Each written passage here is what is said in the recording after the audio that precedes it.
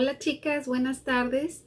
Les doy la bienvenida como cada martes. Me da mucha alegría que esta semana podamos conectarnos y que pues estemos estudiando estas mujeres de la Biblia que cada semana hemos estado leyendo y estudiando acerca de la personalidad de cada una de ellas y la gran enseñanza que ha traído a nuestras vidas, el haber profundizado obviamente en las escrituras y también haber pues entendido un poco más acerca de su personalidad y de cada cosa que tuvieron que vivir. Yo estoy muy feliz de poder traer ahora para ustedes el estudio de la semana. Y bueno, antes de empezar, pues vamos a orar para ponernos en manos de Dios. Señor, nuevamente te agradecemos por tu gran bondad y tu gran amor, el darnos la oportunidad de poder seguir conociendo a estas grandes mujeres que de alguna manera u otra tú has dejado, Señor, en tu palabra para que nosotros podamos conocerlas más y aprender de cada una de ellas. Gracias por la motivación que pones en nuestro corazón de seguir adelante y seguir avanzando, Señor. Y sobre todo, gracias por la vida de cada una de las mujeres que estudian y que leen y que escuchan este video, este mensaje, por las que fielmente cada martes se conectan para tomar la clase y por esas que han verdaderamente manifestado un deseo, Señor, sincero de aprender. Te pido por aquellas otras que aún están dudando o que aún han estado, Señor, quizá con otras ocupaciones, que pongas también en ellas el deseo de conocerte y de conocer tu palabra y de unirse a este grupo de mujeres de semillas de amor. Te damos gracias en el precioso nombre de tu Hijo Jesucristo. Amén. Me gustaría iniciar este estudio con una pregunta. ¿Has escuchado que la prostitución es el oficio más antiguo del mundo? Es una frase muy citada y puede tener mucho de verdad, ya que en la Biblia vemos que algunas mujeres se dedicaban a este oficio. Le llamamos así porque es una actividad que se realiza para obtener dinero. Es como si fuera un trabajo, solo que para este oficio no se requiere ningún tipo de preparación o estudio previo. Simplemente se trata de comerciar el cuerpo con fines puramente sexuales a cambio de dinero. Realmente se desconoce cuál es el origen acerca de la prostitución como un oficio. Parece ser que es algo que se ha venido practicando desde las culturas más antiguas. Los primeros datos conocidos que hablan acerca de la prostitución son registros sumerios que datan del año 2400 a.C. Aunque la información que se tiene acerca de Sumeria es imprecisa, es considerada la primera civilización del mundo y por lo tanto la más antigua. Los sumerios fomentaban la práctica de la prostitución sagrada, es decir, relaciones sexuales llevadas a cabo en el templo como una forma de adoración a uno de sus tantos dioses, en este caso particular, la diosa de la fertilidad. Heródoto, por ejemplo, quien fue un historiador y geógrafo griego, él vivió en el año 485 al 425 a.C. Él es considerado como uno de los historiadores más antiguos y se dedicó a escribir varias obras, pero hay una en particular llamada Las Historias, donde documenta las guerras, las costumbres, anécdotas y algunos aspectos curiosos de pueblos y personajes. Él dice esto acerca de la prostitución. Te lo voy a leer. Dice: la más vil de las costumbres de los babilónicos es la que compele a cada mujer de su tierra a sentarse en el templo de Afrodita y yacer con algún desconocido al menos una vez en la vida. Muchas mujeres ricas y orgullosas que detestan entremezclarse con el resto, llegan al templo en carruajes cubiertos y tirados por varios caballos, y se sientan rodeadas de un séquito de sirvientes. Sin embargo, la mayoría de ellas se sienta en el patio sagrado de Afrodita con coronas de cuerda en la cabeza, Grandes multitudes de mujeres van y vienen, y filas marcadas por líneas corren en todas direcciones entre el gentío, por las cuales los hombres circulan y eligen. Una vez una mujer ha ocupado su lugar allí, no se marcha a casa hasta que algún visitante ha arrojado monedas sobre su regazo y yacido con ella fuera del templo. Pero al entregarle su dinero debe decir: te invito en nombre de Nillita. La suma de dinero no tiene importancia, pues la mujer jamás se niega. Hacerlo sería pecado, ya que el dinero queda consagrado de esta manera. Por ello, la mujer sigue al primer hombre que paga y no rechaza a nadie. Después de haber tenido sexo, quedando libre de su sagrada labor para con la diosa, la mujer vuelve a su casa y tras ello no habrá soborno que vuelva a atraerla. Por todo esto, las mujeres que son hermosas y altas quedan rápidamente libres de irse, mientras que las feas deben esperar por no poder cumplir la ley. Algunas de ellas permanecen allí por 3 o 4 años. Imagínate nada más. ¿Cómo ven? La frase de que la prostitución es el oficio más antiguo del mundo no está muy lejos de la realidad. Y por supuesto, la Biblia también habla ampliamente del tema de la prostitución. Por ejemplo, en el libro de Oseas advierte al pueblo de Israel el peligro de tener sexo con prostitutas sagradas, precisamente en honor a esos dioses cananeos. También en Segunda de Reyes, el rey Josías destruye los edificios que albergaban hombres y mujeres que se prostituían en adoración a esos mismos dioses cananeos. En el Antiguo Testamento, por ejemplo, la infidelidad del pueblo de Israel se compara muchas veces con el hecho de prostituirse, es decir, el buscar favores de dioses extraños. Y en el Nuevo Testamento, Juan en Apocalipsis se refiere a Babilonia como la gran prostituta desvergonzada. ¿Y qué le puedo decir acerca del libro de Proverbios? Bueno, es evidente, por supuesto, que Dios no aprueba la prostitución. Al contrario, es considerada como algo inmoral, algo pecaminoso, contrario a los principios de pudor y modestia que el Señor nos enseña en su palabra. Así que esta información, esta introducción que les acabo de decir o que les acabo de dar, nos ayuda a comprender un poco más la personalidad de esta mujer llamada Rahab. Al inicio del libro de Josué, ella es presentada simplemente como una prostituta. ¿Qué está pasando en esta parte de la historia del pueblo de Israel? Bueno, yo espero sinceramente que hayas leído previamente la escritura sugerida sobre esta mujer. Josué nos relata que después de la muerte de Moisés, Dios encarga a Josué que sea él quien dirija al pueblo de Israel a través del río Jordán y así poder entrar a la tierra prometida, que era la tierra de Canaán.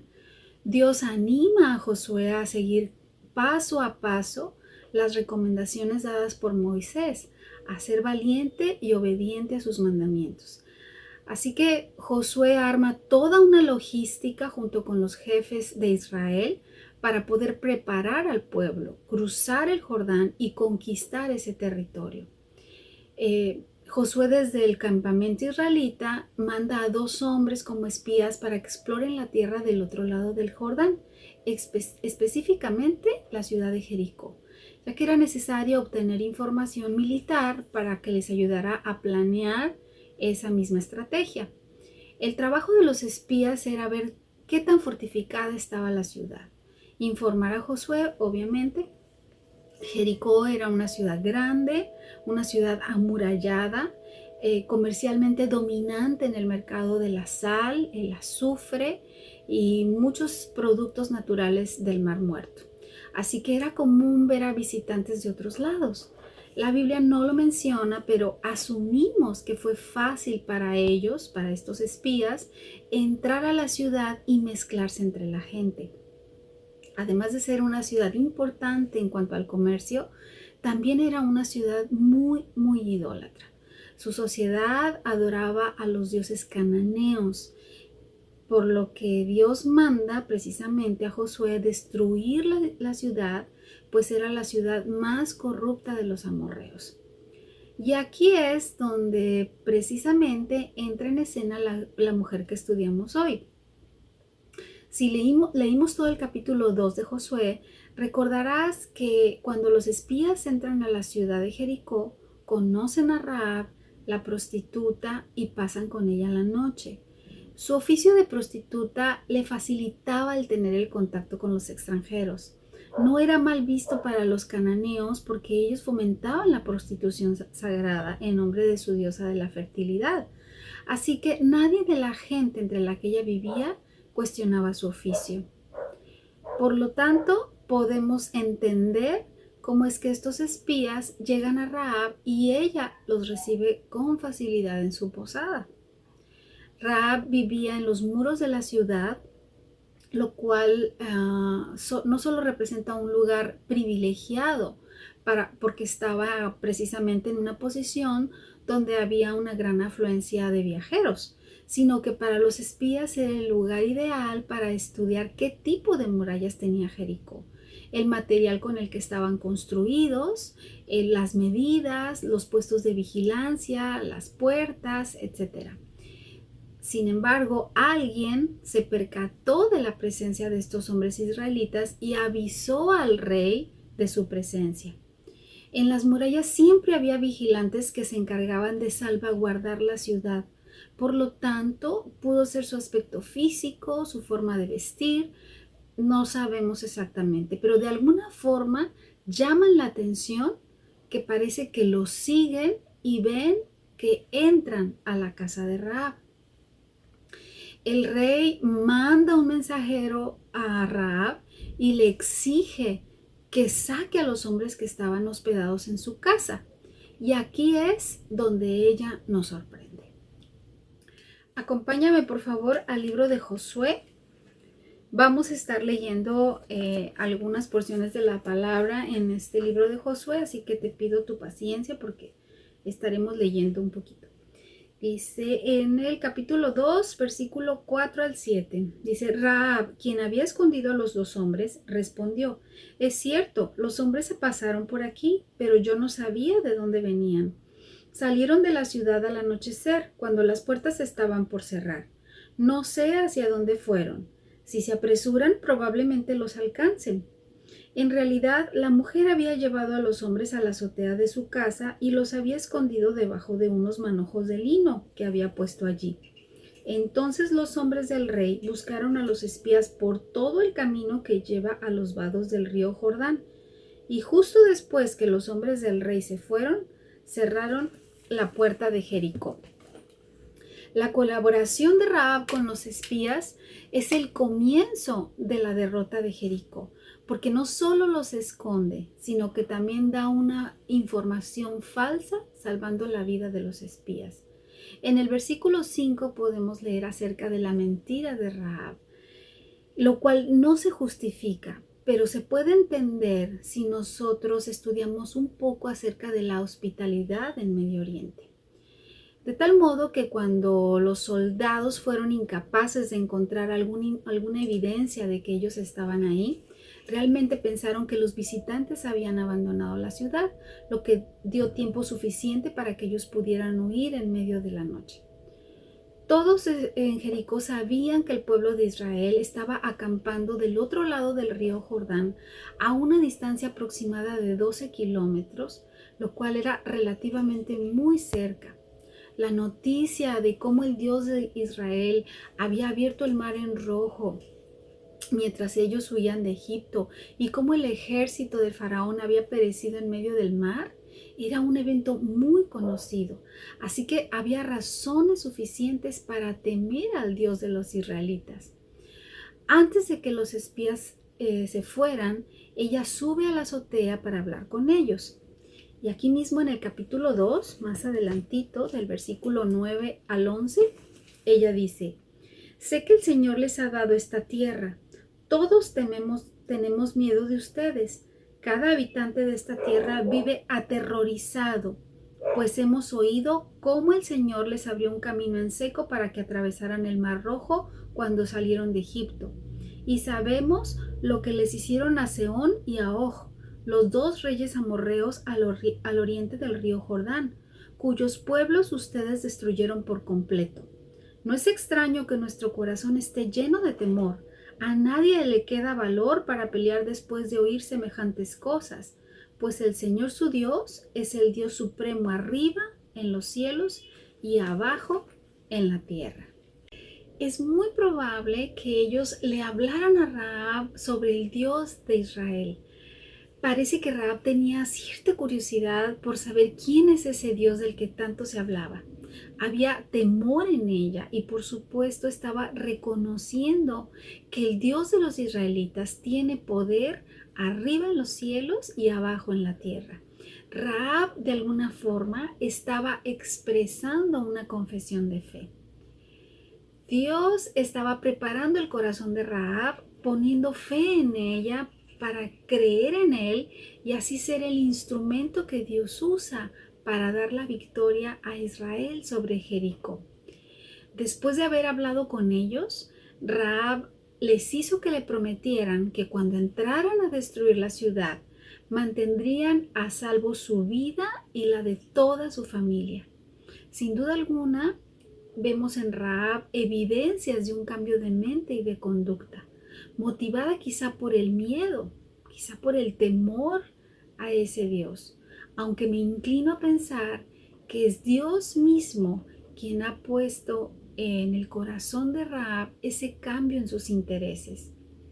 Por lo tanto, los espías ofrecen su vida como garantía de que cumplirían su promesa. Rahab les da una serie de indicaciones y les dice hacia dónde deben huir para que, si son perseguidos por los mensajeros del rey, no los encuentren. Así que los hace bajar por una cuerda desde una ventana de su casa, así que como dijimos estaba en el muro, y miren lo que los espías le dicen a ella antes de huir.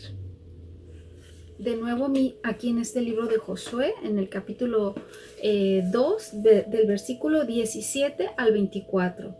Antes de partir, los hombres le dijeron: estaremos obligados por el juramento que te hemos hecho solo si sigues las siguientes instrucciones. Cuando entremos en esta tierra, tú deberás dejar esta cuerda de color escarlata colgada de la ventana por donde nos hiciste bajar, y todos los miembros de tu familia, tu padre, tu madre, tus hermanos y todos tus parientes deberán estar aquí dentro de la casa. Si salen a la calle y los matan, no será nuestra culpa, pero si alguien les pone la mano encima a los que estén dentro de esta casa, nos haremos responsables de su muerte. Sin embargo, si nos delatas, quedaremos totalmente libres de lo que nos ata a este juramento. Acepto las condiciones, respondió ella. Entonces Rahab los despidió y dejó la cuerda escarlata colgando de la ventana. Los espías subieron a la zona montañosa y se quedaron allí 3 días. Los hombres que los persiguieron los buscaron por todas partes a lo largo del camino, pero al final regresaron sin éxito. Luego, los 2 espías descendieron de la zona montañosa, cruzaron el río Jordán y le informaron a Josué todo lo que les había sucedido. El Señor nos ha dado el territorio, dijeron, pues toda la gente de esta tierra nos tiene pavor. Investigando y leyendo algunos comentarios, hay interpretaciones muy similares que dicen que hay un significado en este cordón escarlata. La explicación más simple es que al ser el escarlata un color de rojo intenso, es fácil ver de lejos y poder ubicar la casa de Rahab en el muro, así que difícilmente equivocarían el lugar donde estaría ella y toda su familia. Otro significado a este cordón escarlata es el que dice que es un símbolo que corresponde a la señal de la sangre pintada en los dinteles de las casas de los hebreos en Egipto, lo que garantizó su seguridad en medio de la destrucción. Pero bueno, del capítulo 3 en adelante, Josué se dedica a preparar al pueblo de Israel para la batalla. El Señor habla con Josué y le da palabras de ánimo y la certeza que él irá delante del ejército y les daría la victoria. Esa guerra ya estaba ganada. Josué solo tenía que obedecer. El arca del pacto iba delante de ellos y en cuanto los pies de los sacerdotes tocaron el agua del río Jordán, dice la Biblia que el agua dejó de fluir y así todo el pueblo pudo pasar en tierra seca. Esa noche Dios convierte a Josué en un gran líder delante de todo el pueblo y él fue tan respetado como lo fue Moisés. Cuando ya estaban por conquistar e invadir la ciudad de Jericó, la instrucción de parte de Dios es que debían arrasar con todo y con todos, excepto la vida de Rahab, la prostituta, y a todos aquellos obviamente que se encontraban dentro de su casa, porque ella había dado protección a los espías. Vayamos nuevamente aquí en Josué, pero ahora del capítulo 6 a partir del 20 al 25. Dice, cuando el pueblo oyó el sonido de los cuernos de carnero, gritó con todas sus fuerzas. De repente, los muros de Jericó se derrumbaron y los israelitas fueron directo al ataque de la ciudad y la tomaron. Con sus espadas destruyeron por completo todo lo que había en la ciudad, incluidos hombres y mujeres, jóvenes y ancianos, ovejas, cabras, burros y todo el ganado. Mientras tanto, Josué les dijo a los 2 espías, cumplan su promesa con la prostituta, vayan a su casa y sáquenla de allí junto con toda su familia. Entonces los hombres que habían sido espías entraron en la casa y sacaron a Rahab, a su padre, a su madre, a sus hermanos y a todos los demás parientes que estaban con ella. Trasladaron a toda la familia a un lugar seguro cerca del campamento de Israel. Luego los israelitas quemaron la ciudad y todo lo que había en ella. Solo conservaron las cosas hechas de plata, de oro, de bronce y de hierro para el tesoro de la casa del Señor. Así que Josué le perdonó la vida a la prostituta Rahab y a los parientes que estaban en su casa, porque ella escondió a los espías que él había enviado a Jericó. Y Rahab vive con los israelitas hasta el día de hoy.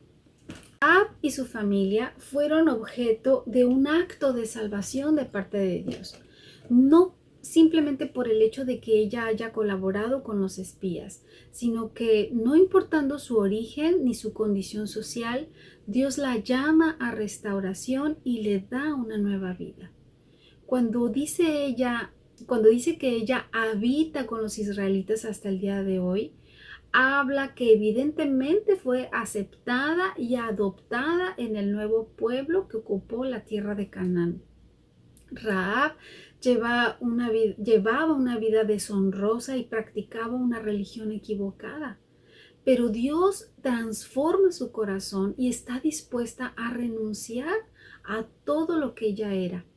Rahab también es mencionada en Hebreos 11 como un ejemplo de fe. Miren, vayamos al libro de Hebreos. En el capítulo 11, versículo 31 dice, fue por la fe que Rahab, la prostituta, no fue destruida junto con los habitantes de su ciudad que se negaron a obedecer a Dios, pues ella había recibido en paz a los espías. Solo 2 mujeres son mencionadas en esta lista, Sara y Rahab. Solo 2 mujeres junto a una larga lista de hombres importantes y destacados de las Escrituras. Ella ahora tiene una nueva identidad.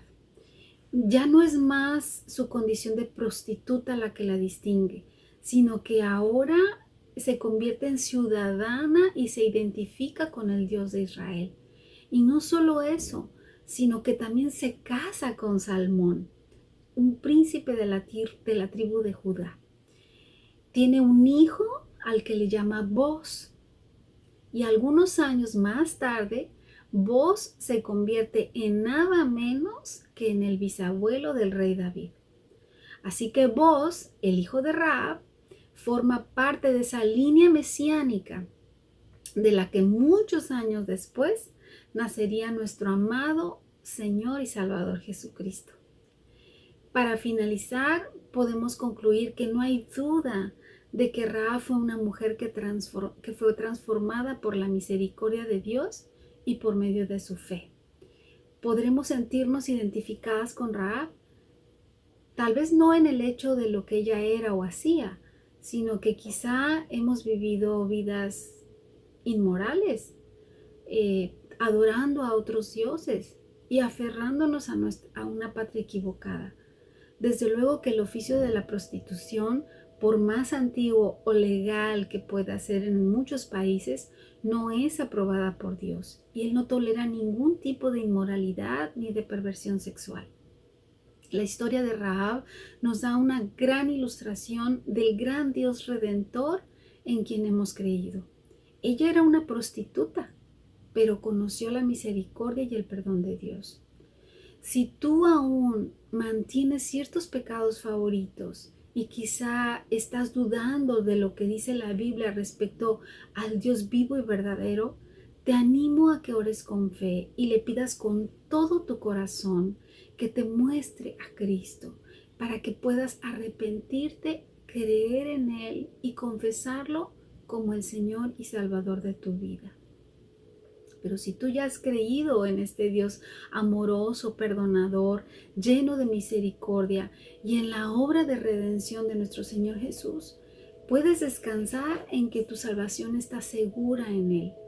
Aunque tu vida anterior no sea digna de contar, dice 2 de Corintios que todo aquel que pertenece a Cristo se ha convertido en una persona nueva. Dice que la vida antigua ha pasado y que una nueva vida ha comenzado. Por último, quiero invitarte, como lo hacemos cada semana, para que leas los capítulos 4 y 5 del libro de los jueces. La siguiente clase estaremos estudiando a Débora, esta mujer que además de ser profetisa, también fue juez de Israel. Nos vemos hoy martes por la tarde y comparte con nosotras tu experiencia con este estudio de la vida de Rahab. Bendiciones.